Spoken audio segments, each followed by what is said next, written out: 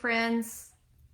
Hi, everybody. It is, I can't tell, it's doing the circle thing, so I don't know if it's actually live. It says it's live. Um, I hope it is. We are on day 25. Wow.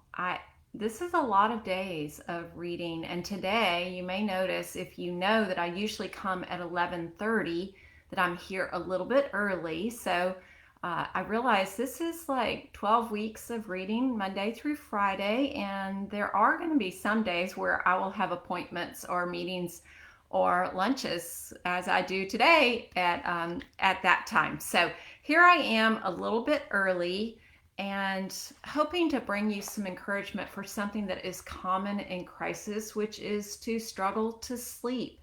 And so I hope that this brings you hope if you have struggled to sleep during crisis. 25. The sleep of the beloved. It is in vain that you rise up early and go late to rest, eating the bread of anxious toil, for he gives to his beloved sleep. Psalm 127:2. The tossing and turning of insomnia may insinuate itself along with crisis, leaving us longing for rest. My insomnia began when I was 12 and has never really given way to easy sleep. After a bicycle crash in which I shattered my elbow in 25-ish places, I was placed in traction for 3 weeks and given narcotics to ease the pain. During this same season, a school friend died in a freak accident. Once I was released from the hospital, still wearing a cast on my arm, sleep stubbornly refused to come. Night after night, I lay awake, following the shadows cast by lights from a nearby convenience store, aroused by the noises of people coming and going. Many nights I've passed since then, awake, praying, begging God to help me fall asleep.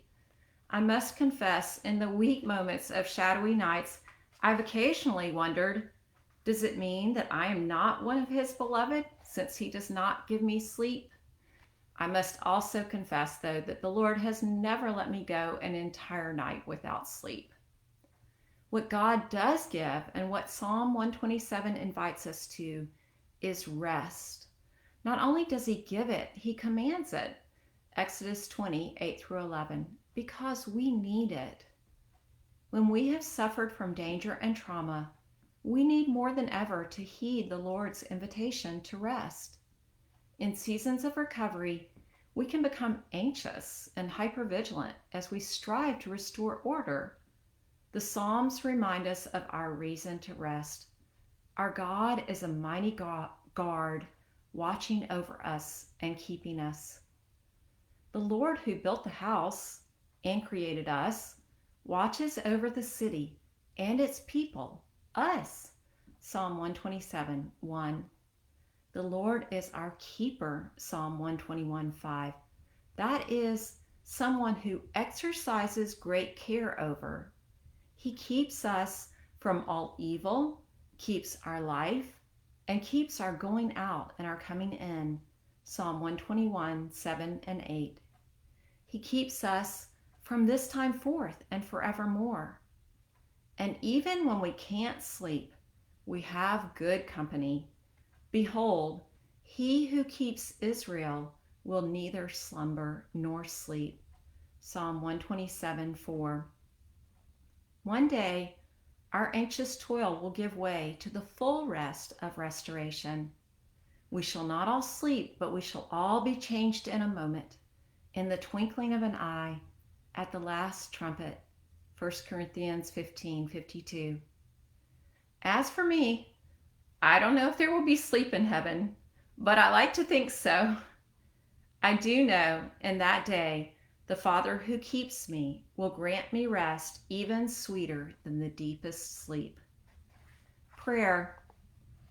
Lord, our Creator and Keeper, thank you for watching over us, for relieving us of any reason for anxiety. Help those of us who struggle to sleep. Show us your watchful and protective presence. Most of all, help us to rest and trust in your kind and strong keeping. Amen. further encouragement, read Psalms 121, 1 through 8, 127, 1 through 5, and 131. Listen to Sleepless Night by Fernando Ortega. For reflection, when you struggle to sleep or rest, how does it help to know that the Lord is watching and keeping you? Thanks for joining me today. A little heads up. So if you're watching this video, you get in on a little secret. My launch team knows this, and they're the only ones who already know this.